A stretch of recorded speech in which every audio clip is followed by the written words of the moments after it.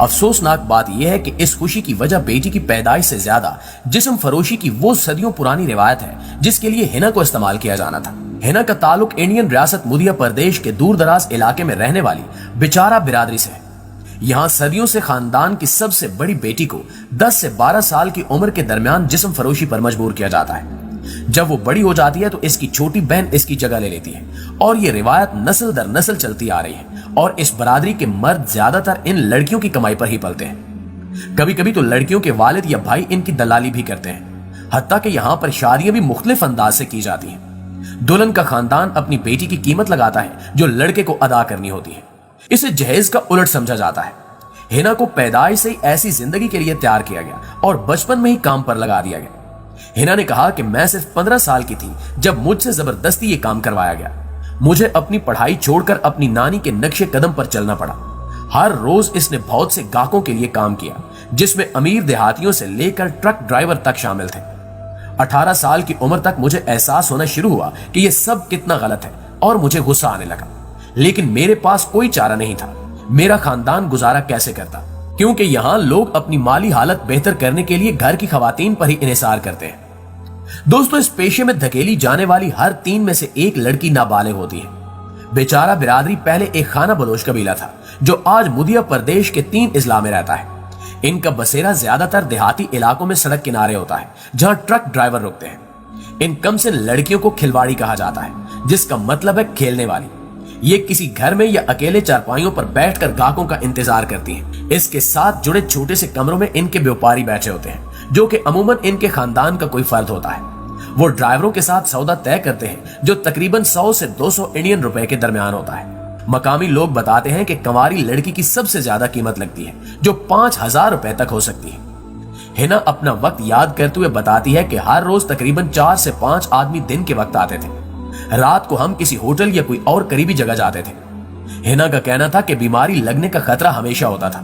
اس معاملے پر انڈین اخبار دی ہندوز نے سن 2000 میں ایک رپورٹ شائع کی تھی، جس کے مطابق اس برادری کے 5500 افراد کے خون کے نمونوں میں سے 15% HIV پازیٹیو نکلے۔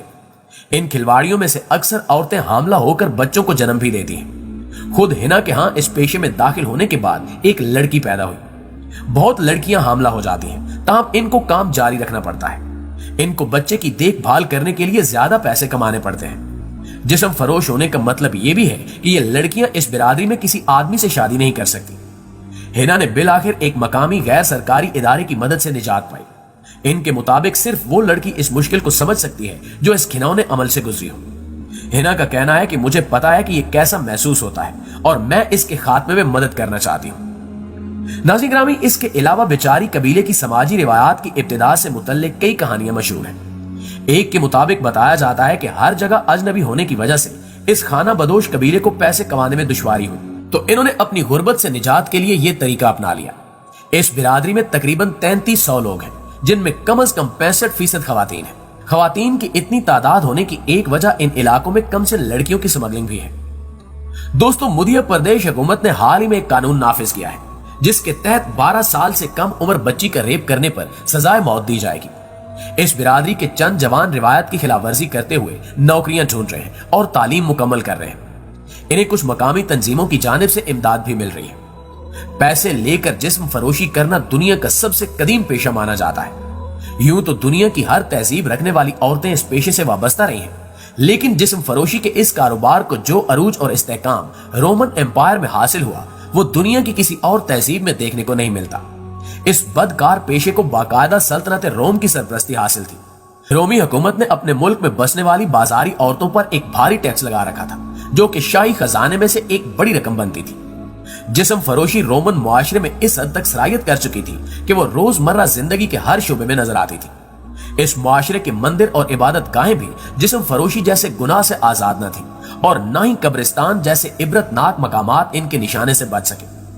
قدیم روم میں ہزاروں کی تعداد میں ایسی لڑکیاں موجود تھیں جنہوں نے حکومتی سطح پر خود کو بطور جسم فروش عورت رجسٹر کروایا ہوا تھا، اور یہ لڑکیاں اپنی کمائی کا 30واں حصہ رومن حکومت کو دینے کی پابند تھیں۔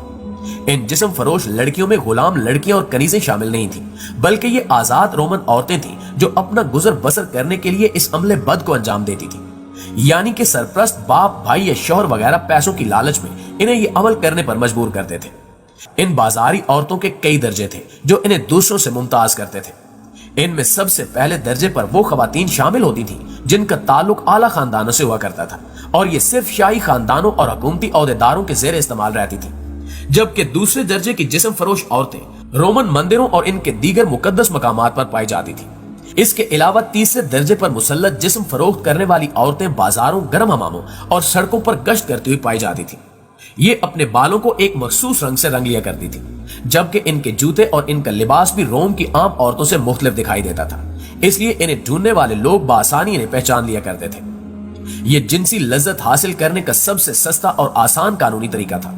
पहले बयान हुई इन तमाम खवातीन में एक कदर मुश्तरक थी और वो ये थी कि अपनी कमाई का तीसरा हिस्सा रोमन हुकूमत को देने की पाबंद थी। अगर वो ऐसा ना करती तो रोमन सिपाही इन औरतों के साथ इंतहाई जालिमाना रवैया इस्तेमाल करते थे।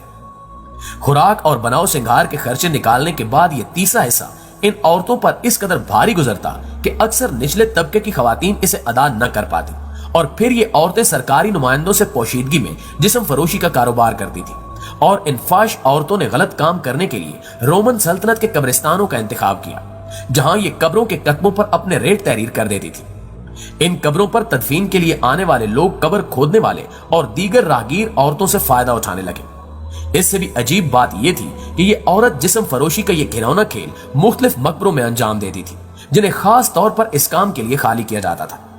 कब्रिस्तानों में जिस्म फरोशी के कारोबार का यह तजुर्बा इस कदर कामयाब हुआ कि इस जैसे कब्रिस्तान रोमन सल्तनत के दूर दराज के कब्रिस्तान तक फैलते चले गए। यहाँ मौजूद औरतें दिन में पैसे लेकर मरने वाली औरतों पर आहुजारी किया करती, जबकि यहाँ रात में अस्मत फरोशी का कारोबार अपने अरूज पर रहता। कब्रिस्तान में जिस्म फरोशी के लिए ना तो अपना नाम रजिस्टर करवाना पड़ता और ना ही अपनी महदूद कमाई से एक भारी टैक्स हुकूमत को अदा करना पड़ता था। जी तो दोस्तों, ये थी हमारी आज की वीडियो। इस हवाले से आप दोस्तों की राय क्या कहती है कमेंट सेक्शन में हमारे साथ